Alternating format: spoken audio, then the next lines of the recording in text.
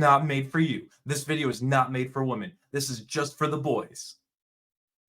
Isn't that what they tell us when they remake video games and they edit out all the scenes that we like? It's not made for you. This video is not made for you. This one is strictly for the boys. Because Lollipop Chainsaw Producer is back at it again. And I've covered this, I think, 2 or 3 times on my channel. And he keeps coming out and saying, yeah, no, we're not censoring this. We are not changing a damn thing. We are keeping the hot blonde carrying a chainsaw, wearing cheerleader outfits, slashing zombies to death.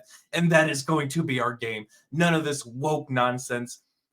And this is the article I covered back in October of last year. And they keep pushing out May 17th of 2024.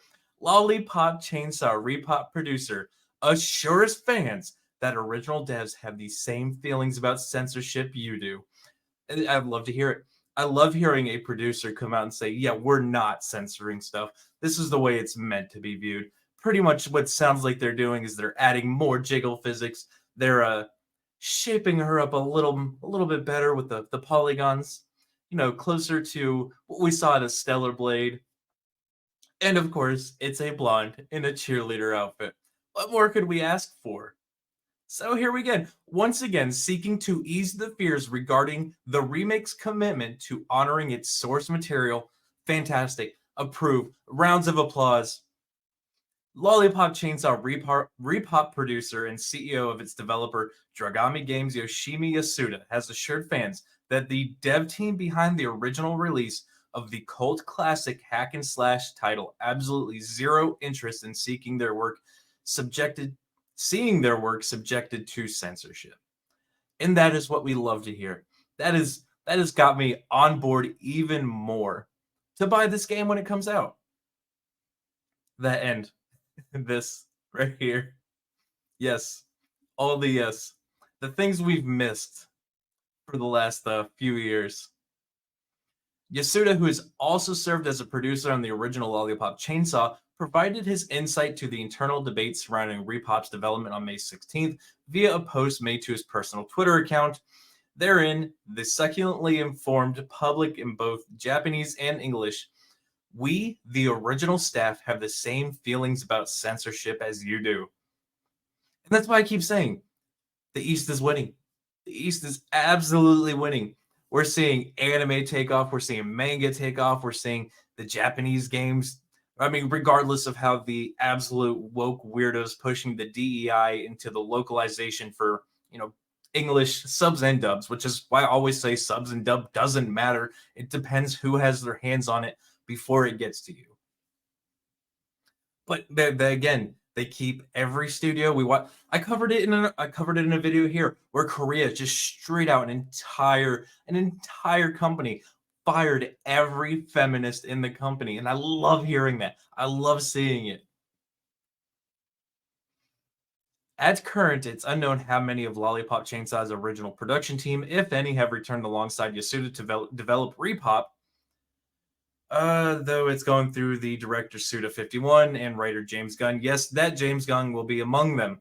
And that's where I get a little bit out of shape. James Gunn, really? Like, I know the producer's saying he wants to keep everything the same, and I have a feeling James Gunn's going to try and change some things. But this guy he keeps posting how much he doesn't want to change anything and how much he won't change anything and how much he wants to stick to the source material. And I think he's gonna put the screws to James Gunn.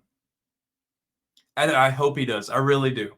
However, regardless of whether the original devs are taking a stance about censorship from either an internal or external position, the fact that they are so willing and confident to speak up at all, even if it is via a collective statement issued by Yasuda, bodes well for the survival of Suda51 and Gunn's original artistic vision. And yes, it's this dude. It's the same thing we saw with One Piece, where the creator was like, no, you're not putting that woke garbage in there.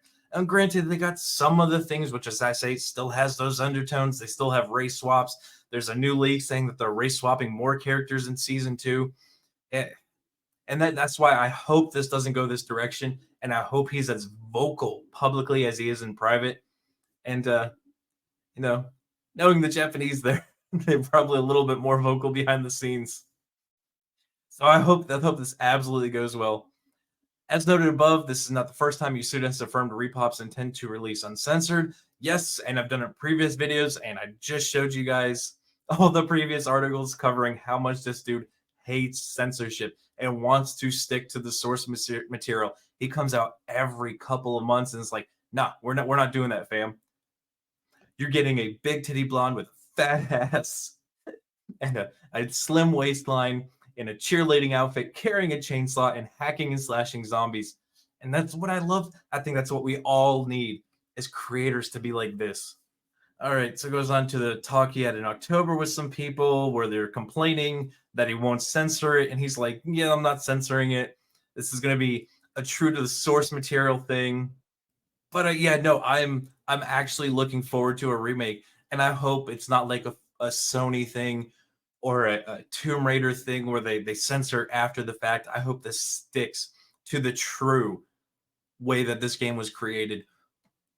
Skimpy outfits, hot women, chainsaws, hacking and slashing. That's what all we've ever wanted. Let's just stick to the source material because we keep seeing it time and time again. You know, Sony comes out and they're like, oh, sorry, we're going to actually cover up a little bit more. Or Tomb Raider comes out. Yeah, we're going to censor out those posters now.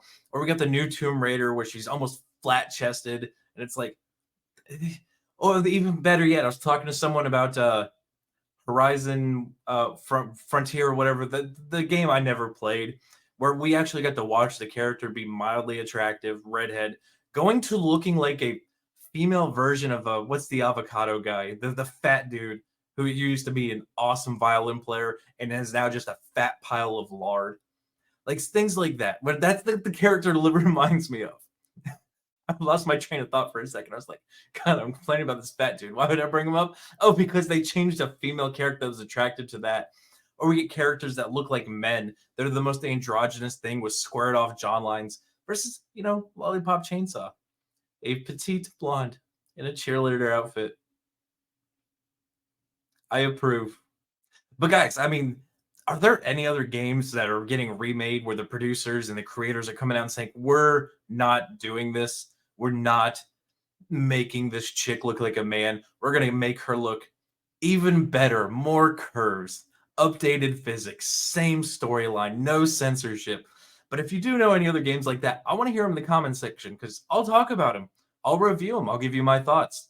But while you're there, make sure you smash that like button. Like always, make sure you subscribe. Make sure you share this one out.